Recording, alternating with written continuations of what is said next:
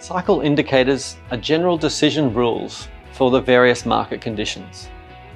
Refer to the table below to learn more about each cycle indicator and what it is telling us about the market.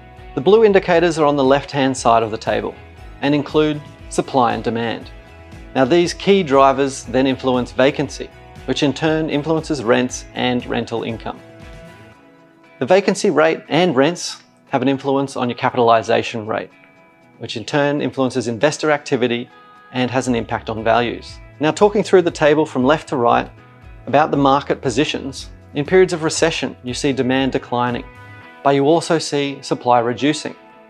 That then puts pressure on rents and impacts on investor activity and values. But as the cycle continues into the recovery mode, this creates a sense of optimism in the market and demand starts to increase. However, supply hasn't quite followed yet because of the lag effect we discussed previously. In recovery mode, we see limited supply, but demand increasing, which reduces vacancy and improves investment metrics and activity. The expansion stage is then when everything is firing, demand is strong, and the supply tap is turned back on.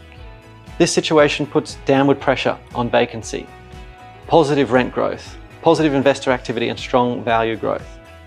As demand inevitably trails off, and the lag in the supply response will result in a return to contraction stage in the property cycle. But the main message from this is always look ahead. Refinance when times are good, but be wary that the market can change quickly. While we use the property clock as a metaphor, the actual property market is not so predictable.